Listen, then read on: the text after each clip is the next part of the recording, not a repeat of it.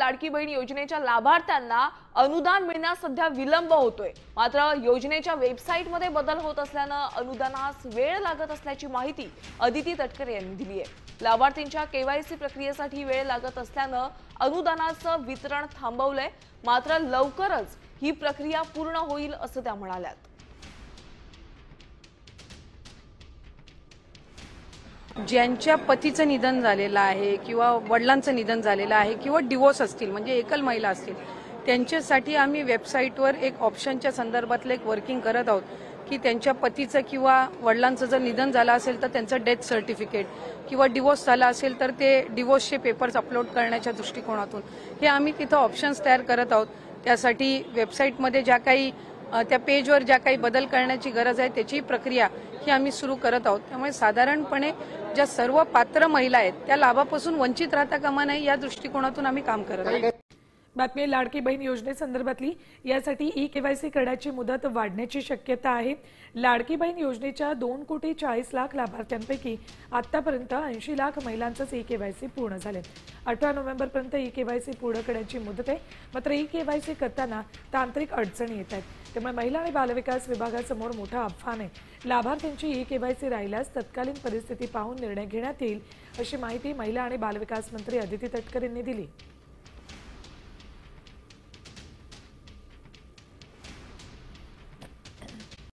दीड कोटी लाडक्या अपात्र ठरणार।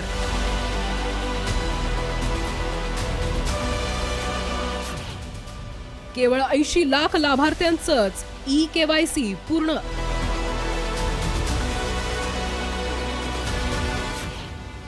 शासनाचे 25,000 कोटी वाचणार।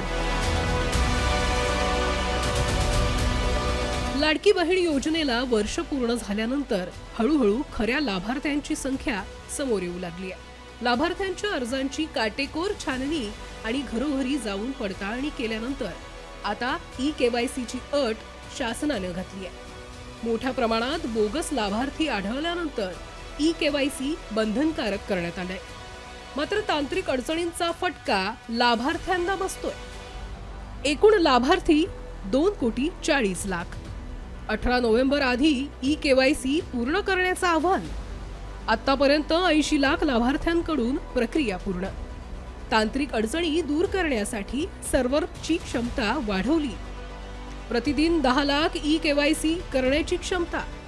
OTP न येणे, आधार लिंक संबंधी समस्या अशा कारणांमुळे अनेक महिलांना ई-केवायसी करताना अडचणी येत आहेत। महिला व बालविकास मंत्र्यांनी मात्र 1 कोटीच्या वर लाभार्थ्यांचं ई-केवायसी झाल्याचा दावा केलाय।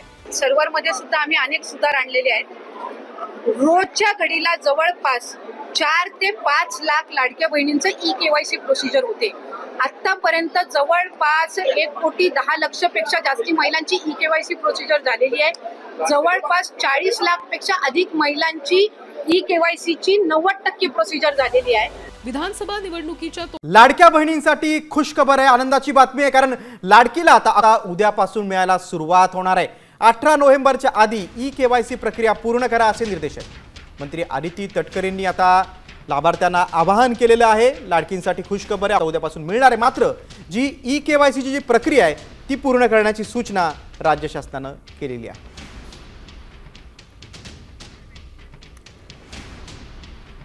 आता कधी मिळणार याकडे लाभार्थ्यांचं लक्ष होतं, मात्र आता लाडक्या बहिणींसाठी राज्य शासनाने आनंदाची बातमी दिलेली आहे। लाडकीला आताचा हप्ता उद्यापासून मिळायला सुरुवात होणार आहे, त्यांच्या अकाउंटमध्ये पैसे जमा व्हायला सुरुवात होईल। अशी प्रक्रिया पूर्ण करण्याची सूचना आहे। अधिक काय माहिती? महिला आणि बालकल्याण मंत्री अदिती तटकरे यांनी या संदर्भातली ट्विट करून माहिती दिलेली आहे। उद्यापासून लाडक्या बहिणींना पैसे मिळणार आहेत, त्याचा सन्मान निधी वितरित होणार आहे। लाडक्या बहिणींनी 18 नोव्हेंबरच्या आधी ई-केवायसी प्रक्रिया पूर्ण करावी असं आवाहनही यावेळी करण्यात आलेलं आहे। मात्र आता ही आनंदाची बातमी आहे, उद्यापासून लाडक्या बहिणींना पैसे मिळणार आहेत, त्याचा सन्मान निधी वितरित होणार आहे।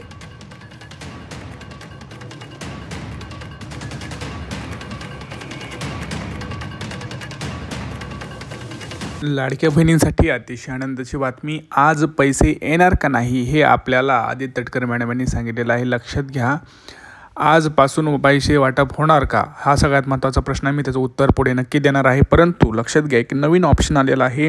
लाडक्या बहिणींना ही 2 कागदपत्र सादरच करावी लागणार आहेत, अन्यथा त्यांना पैसे हे मिळणार नाहीत, हे लक्षात घ्या. सगळ्यात महत्त्वाची बातमी आहे, 2 कागदपत्र असणं तुमच्याकडं अतिशय गरजेचं आहे. वेबसाईटमध्ये नवीन ऑप्शन आलेला आहे. ज्यांना पती किंवा वडील नाहीत किंवा ज्यांचा डिवोर्स झाला असेल त्यांच्यासाठी 2 कागदपत्र असणं गरजेचं आहे. इतर लाडक्या बहिणीसाठी 2 कागदपत्र कोणती तेही मी तुम्हाला सांगतो आहे. लक्षात घ्या, ज्यांना पती किंवा वडील नाहीत त्यांच्यासाठी एकतर डिवोर्स पेपर डिवोर्स झाला असेल तर, नाहीतर डेथ सर्टिफिकेट म्हणजे मृत दाखला जो असतो आपल्याला, ते 2 कागदपत्रापैकी एक तुम्हाला लागेल. जर डिवोर्स झाला असेल तर डिवोर्सचा, जर पती किंवा वडील हयात नसतील तर त्यांचं मृतपत्र जे असतं ते तुम्हाला तिथं सादर करणं, अपलोड करणं, हे वेबसाईटवरती आता नवीन ऑप्शन तुम्हाला तिथं दिसेल. तो ऑप्शन अजूनही आलेला दिसत नाही आहे, परंतु आज ऑप्शन तो येणार आहे आणि त्याच्यावरती तुम्हाला लगेच ते अपलोड करायचं आहे. दुसरी गोष्ट, आता आज दुसऱ्या लाडक्या बहिणींनी काय करायचं, ज्या लाडक्या बहिणींची KYC राहिलेली आहे त्यांच्यासाठी सुद्धा उत्पन्नाचा दाखला किंवा रेशन कार्ड अपलोड करण्यासाठी सुद्धा ऑप्शन येणार आहे. कारण काय होतं आहे, प्रूफ तिथं सरकारला काही लाडक्या बहिणींचं काय होतं आहे, आधार कार्ड OTP येत नाही, काय अशा वेगवेगळ्या इश्यूज आहेत. तर त्याचंसुद्धा वेबसाईटवरती काम चालू आहे आणि लवकरच वेबसाईट ही स्मूथ चालून त्यांचंसुद्धा काम होणार आहे. त्यामुळे ज्या लाडक्या बहिणींना असं वाटतं आहे की आपलंसुद्धा इतर लाडक्या बहिणींनासुद्धा एक नवीन ऑप्शन येणार आहे, जिथं आपण उत्पन्नाचा दाखला किंवा रेशन कार्डसुद्धा अपलोड करू शकतो ॲज अ प्रूफ म्हणून की मी ह्या योजनेसाठी कशी पात्र आहे.